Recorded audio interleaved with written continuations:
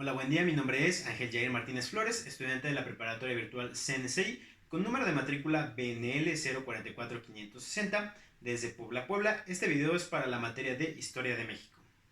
En esta ocasión me toca explicar lo que es la independencia de México. Estamos en septiembre, un mes patrio, donde se consumó o se dio inicio a la independencia de México en el año 1810. Estamos aproximadamente a 209 años de que se iniciase la independencia de lo que hoy conocemos como México. Y para esto, ¿qué es la independencia de México? Muy bien, la independencia de México surgió a base de las desigualdades que se vivían entre los españoles radicados en México, lo que son los peninsulares, sobre los españoles nacidos en la Nueva España, los criollos.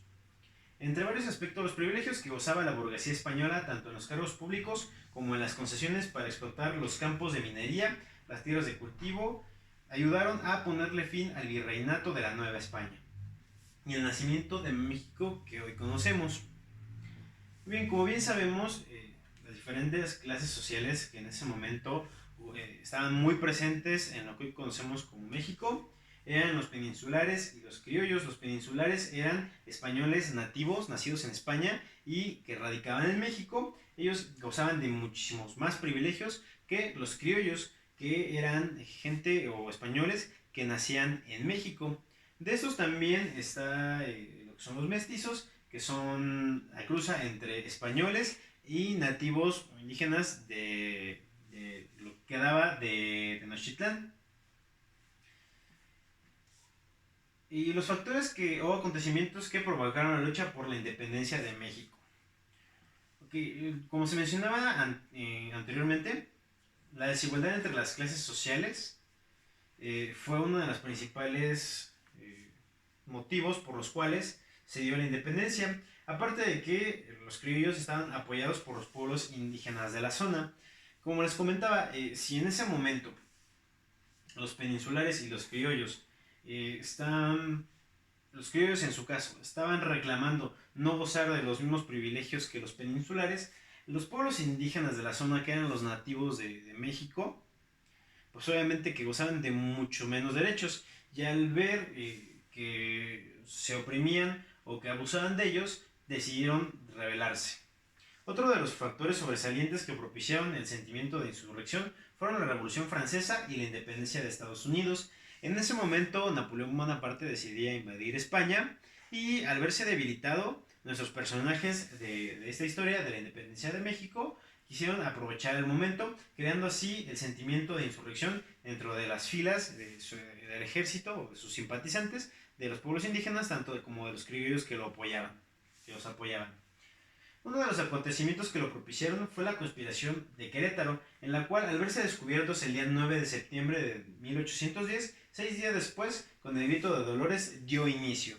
Y así es como damos inicio a la independencia de México. ¿Cuáles fueron los principales personajes que iniciaron la independencia? Los principales personajes dentro de esta historia fueron, yo considero, a mi parecer, los más importantes. Fue Josefa Ortiz de Domínguez y Miguel Domínguez, el corregidor de Querétaro, uno de los corregidores. Él era el gobernante de lo que es Querétaro. El cura Miguel Hidalgo y Costilla, hacia la iglesia, y siempre con su estandarte de la Virgen de Guadalupe, como lideró la independencia de México. Los militares: Juan Aldama, Mariano Basolo e Ignacio Allende. ¿Quién fue Miguel Hidalgo? Pues en este caso, Miguel Hidalgo y Costilla es su nombre completo. Su fecha de nacimiento es del 8 de mayo de 1753. Su lugar de nacimiento es Guanajuato, México. Su ocupación es militar, revolucionario y un sacerdote de la iglesia. Miguel era hijo de Cristóbal Hidalgo y Costilla y Ana María Gallaga Mandarte y Villaseñor. Cuando él tenía solo 9 años de edad, falleció su madre y luego a los 12 años murió también su padre. Miguel se destacaba desde pequeño por su inteligencia. Recibió el título de arte, teología y letras, pero además también estudió varios idiomas como latín, italiano, francés. Dominaba lenguas indígenas como el tarasco, el otomí y el náhuatl. Además, fue profesor de filosofía, de artes, de dramática latina y teología. Miguel primero fue rector del Colegio de San Nicolás. En 1978 pasó a ser sacerdote y cuando murió su hermano tuvo que sustituirlo, por lo que se convirtió en el cura de Dolores. Obra. Miguel Hidalgo se sumó a los movimientos patriotas que luchaban por la independencia cuando Napoleón decidió invadir España. Como les comentaba al principio, la Revolución Francesa también fue un factor en el cual causó el sentimiento de insurrección en nuestros personajes. Miguel Hidalgo encabezó el Grito de Dolores el 16 de septiembre de 1810. Formó un ejército de indios y este logró vencer a las tropas españolas, quienes estaban del lado de José Bonaparte, quien fue el usurpador. José Bonaparte era el hermano de Napoleón Bonaparte. Además de liderar el gran ejército patriota, este también organizó un ejército en Guadalajara. Y otras apreciaciones son: más tarde las tropas realistas vencieron a los patriotas y Miguel Hidalgo fue capturado y fusilado el 30 de julio de 1811, a un año de iniciada la independencia de México. La lucha por la independencia. ¿Por qué Miguel Hidalgo encabezó el movimiento de independencia? Por su ferviente pasión por ayudar al pueblo y en el nombre de la Virgen de Guadalupe. Recordemos que en todo momento Miguel Hidalgo utilizaba de estandarte a la Virgen de Guadalupe. Comenzó a reunir al pueblo y el pueblo estaba cansado por los abusos y excesos de la corona española y la autoridad virreinal. De un 15 para 16 de septiembre dio el famoso Grito de Dolores con el cual empezó la lucha por la independencia de México. ¿Cuáles fueron los planes estratégicos de Miguel Hidalgo para enfrentarse a los españoles? La conspiración de Querétaro, la cual resultó fallida; organizar tertulias que en realidad eran juntas conspirativas. Y para no levantar sospechas realizaba estas tertulias en la cual se juntaba con los demás, con los corregidores y con los militares para poder hacer sus juntas conspirativas hacia la corona virreinal. Junto a los pobladores en una misa del 15 para el 16 de septiembre y proclamar el Grito de Dolores. Junto a los pobladores con el motivo de una misa para poder empezar la lucha. Otra de las cosas es que marchó con su ejército hacia la Ciudad de México para tomar la Alhóndiga de Granaditas. ¿Quién se unió al movimiento de la independencia? Estos personajes también fueron muy importantes. Ignacio López Rayón, Agustín de Iturbide, José María Morelos y Pavón y Vicente Guerrero se unieron más tarde al movimiento por la lucha de la independencia. ¿Qué hizo José María Morelos en la lucha de independencia?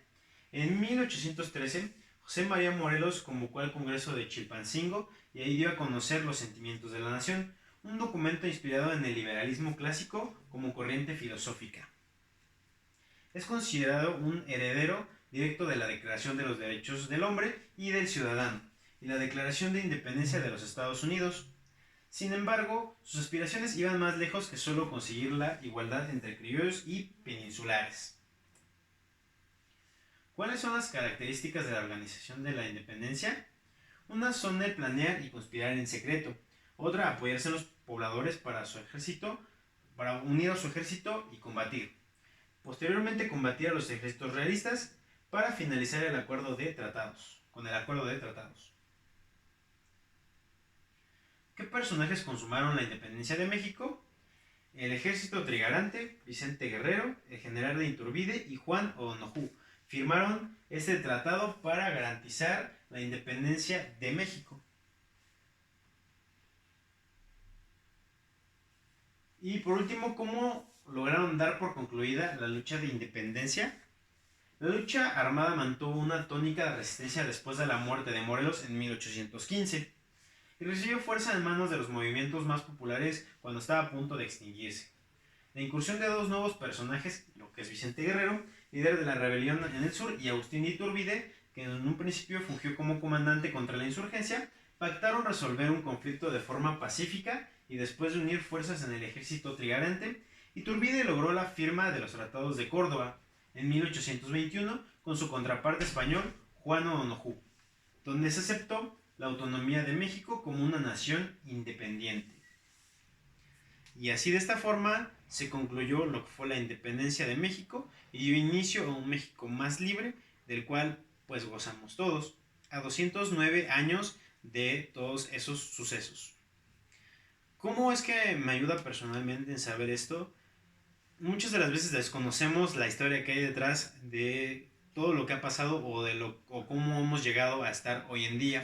Y esto nos abre una nueva idea de cómo es que México o los pobladores en ese tiempo lucharon por la libertad y por eliminar muchos privilegios y a un gobierno que los presionaba constantemente y que también les pedía tributos cada vez mayores.